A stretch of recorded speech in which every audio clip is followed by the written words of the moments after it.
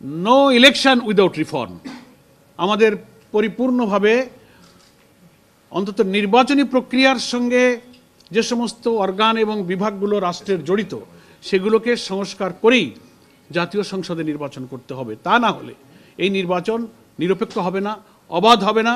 পূর্বের যে 3টা নির্বাচনে জনগণ ভোট দিতে পারে নাই সেই নির্বাচনেরই পুনরাবৃত্তি ঘটবে। এদেশের জনগণ 2000 ছাত্র জনতার জীবন এবং প্রায় 30,000 ছাত্র জনতার যে আহত এবং রক্ত, এটা বৃথা যাবে। নির্বাচন কমিশনের সম্মানিত প্রধান নির্বাচন কমিশনার এবং কমিশনের সকল সদস্যের সঙ্গে সচিব সহ আমাদের একটা মত বিনিময় সভা নির্ধারিত সময়েই আমরা শুরু করতে পেরেছিলাম। আমাদের মধ্যে অত্যন্ত সৌহার্দ্যপূর্ণ পরিবেশে, খুবই খোলামেলা পরিবেশে, খুব ফ্রি নির্বাচনকে সুষ্ঠু, নিরপেক্ষ, অবাধ, গ্রহণযোগ্য, অংশগ্রহণমূলক করার ব্যাপারে আমাদের মত বিনিময় অনুষ্ঠিত হয়েছে। আমরা আমাদের বক্তব্যগুলো খুব লিখিত আকারে ওনাদের কাছে পেশ করেছি।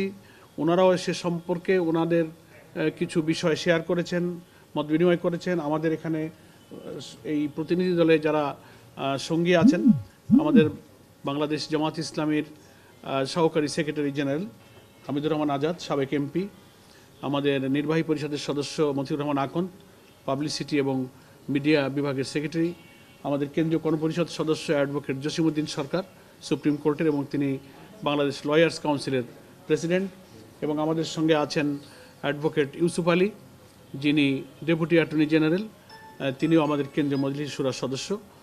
আমরা খুবই আন্তরিকতা, সৌহার্দ্যপূর্ণ পরিবেশে, অ্যাডভোকেট কামাল উদ্দিন সাহেব আছেন, ঢাকা বারের সাবেক সিনিয়র ভাইস প্রেসিডেন্ট এবং মহানগরী জামাতের কর্মপরিষদেরও সদস্য। আমরা সকলেই কমিশনের সকল সদস্য এবং সচিব মহোদয়ের সঙ্গে খুব ফ্রাঙ্ক আলোচনা করেছি এবং ওনারা খুব সন্তুষ্টি প্রকাশ করেছেন যে আমরা খুব কনসুলেটেড একটা রিটার্ন প্রপোজাল আমরা পেশ করতে পেরেছি এবং ওনারা এখান থেকে অনেক উপকৃত হবেন। এবং কখনো কখনো কিছু বিষয়ে ওনারা প্রাসঙ্গিক মতামত দিয়েছেন। আলোচনা, ওনাদের সক্ষমতা, সীমাবদ্ধতা, সমস্যা, এগুলো নিয়ে আমরা আলোচনা করেছি। আমরা আলোচনায় আমরা 23টা পয়েন্টে ওনাদেরকে লিখিত প্রপোজাল পেশ করেছি। তো সব তো আর এখানে আপনাদের সামনে ব্রিফ করার, মেজরের মধ্যে আমরা পরিষ্কার বলেছি যে কোটি মানুষের আস্থার ভালোবাসায় 11 বারের মতো দেশের 1 নম্বর refrigerator brand Walton. No election without reform. আমাদের পরিপূর্ণভাবে অন্তত নির্বাচনী প্রক্রিয়ার সঙ্গে যে সমস্ত অর্গান এবং বিভাগগুলো রাষ্ট্রের জড়িত সেগুলোকে সংস্কার করেই জাতীয় সংসদে নির্বাচন করতে হবে। তা না হলে এই নির্বাচন নিরপেক্ষ হবে না, অবাধ হবে না। পূর্বের যে 3টা নির্বাচনে জনগণ ভোট দিতে পারে নাই সেই নির্বাচনেরই পুনরাবৃত্তি ঘটবে। এদেশের জনগণ 2000 ছাত্র জনতার জীবন এবং প্রায় 30,000 ছাত্র জনতার যে আহত এবং রক্ত, এটা বৃথা যাবে। এই জন্য আমরা এটা বলেছি যে সংস্কার সম্পূর্ণ করে নির্বাচন প্রক্রিয়া সুষ্ঠু করতে যেটুকু সংস্কার লাগে, আমরা হোল রাষ্ট্রের সংস্কার আমরা বলিনি। এখানে অনেকে ভুল বোঝার চেষ্টা করেন। এটা করতে গেলে ইট উইল টেক টাইম, এটা একটা নির্বাচিত সরকারের দায়িত্ব।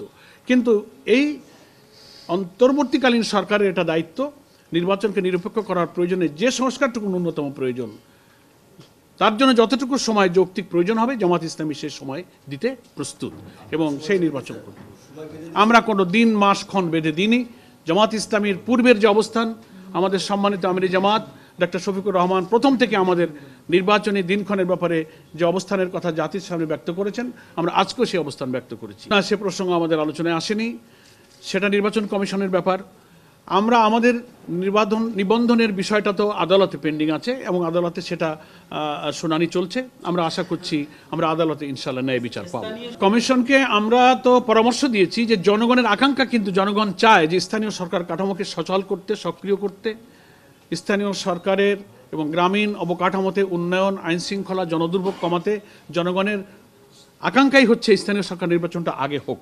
আমরা জনগণের এই আকাঙ্ক্ষার সাথে সমর্থন এবং সম্মান ব্যক্ত করেছি। না, আমরা অনেকবার বলেছি এবং আমরা তো গত 25শে নভেম্বর সরকারের যে রিফর্ম কমিশন করা হয়েছিল, নির্বাচন ব্যবস্থার যে কমিশন একটা গঠন করেছিল সরকার, আমাদের কাছে লিখিতভাবে ওনারা আমাদের প্রপোজাল চেয়েছিলেন। জামাত ইসলামীর পক্ষ থেকে 25শে নভেম্বর রিটেন আমাদের একটা প্রপোজাল আমরা সেই রিফর্ম কমিশনের কাছে জমা দিয়েছিলাম। তার থেকে কিছু কিছু বিষয় আজকে আমরা এখানে একটা প্রশ্ন করি মেইন বিষয়গুলো আমি একটু বলি। আমরা আমাদের আজকের প্রস্তাবনার মধ্যে বলেছি সেটা হচ্ছে প্রপোর্শনাল রিপ্রেজেন্টেশন, পিআর, আনুপাতিক প্রতিনিধিত্ব হারে যে নির্বাচনের ব্যবস্থা আধুনিক গণতান্ত্রিক বিশ্বে প্রায় 60টির অধিক দেশে এটা প্রচলিত আছে। নির্বাচনকে কালো টাকা এবং পেশি শক্তি থেকে মুক্ত করে ফ্রি ফেয়ার একটা ইলেকশন এবং পার্লামেন্টকে যদি দক্ষ পার্লামেন্টারদের দ্বারা, আইন প্রণেতাদের দ্বারা পরিচালিত করতে হয়, তাহলে এই পদ্ধতিটাই বাংলাদেশের জন্য খুবই উপযোগী। এটা আমরা প্রপোজ করেছি।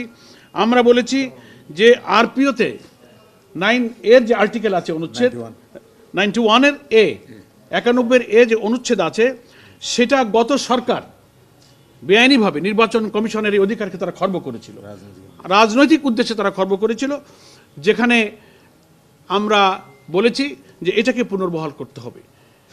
যে কোনো নির্বাচনে অনিয়ম হলে ইলেকশন কমিশনকে সেই আইনে এখতিয়ার দেওয়া হয়েছিল অনুচ্ছেদে যে তারা আংশিক বা পুরো বাতিল করতে পারে।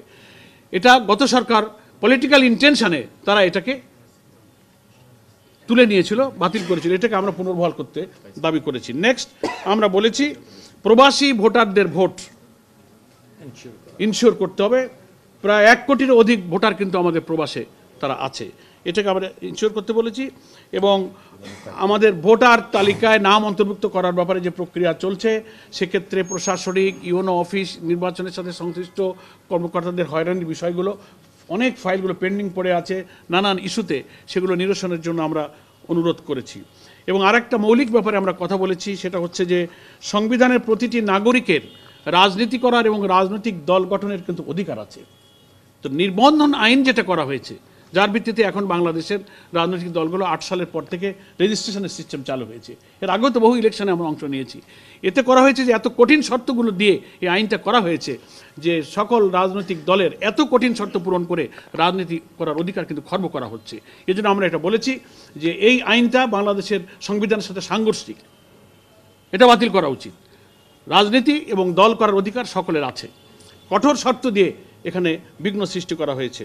এবং আমরা বলেছি সরকারি কর্মকর্তা এবং রাষ্ট্রের লাভজনক পদে অধিষ্ঠিত যারা, তাদের চাকরি থেকে বা দায়িত্ব থেকে অব্যাহতির অন্তত কমপক্ষে 3 বছর পূর্ণ না হলে তাদেরকে নির্বাচনে যোগ্য করা যাবে না।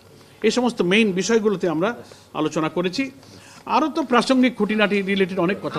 এই তথ্যটা নিয়ে আমরা গতকালকে গণমাধ্যমে বলেছি, এটা তথ্য সঠিক নয়। আমরা চেক করে দেখেছি। আমরা জাতিসংঘ হিউম্যান রাইটস কমিশনের সঙ্গে ফ্যাক্ট ফাইন্ডিং, যত তথ্য, যত ইনফরমেশন, যত মেল, সব আমরা রেসপন্স করেছি। এই তথ্যটা কিভাবে এসেছে আমরা চেক করব। এটা তথ্য আমরা যাচাই করেছি, এটা সঠিক নয় ইনফরমেশন। আমরা এটা বলেছি, এটা আমরা বলেছি গভর্নমেন্ট একটা টেন্টেটিভ আইডিয়া দিয়েছে। তারা যদি তাদের ঘোষিত সময়ে সংস্কারের প্রয়োজনীয়তা সম্পূর্ণ শেষ করে নির্বাচন ফ্রি ফায়ার করতে পারেন, তাতে আমাদের কোনো আপত্তি নেই। মাস আমাদের কাছে ফ্যাক্টর নয়। মাস হচ্ছে যে সংস্কারটা পূর্ণ করে ইলেকশন ফেয়ার হবে কিনা, সেটার জন্য যে মাস লাগে আমরা তার জন্য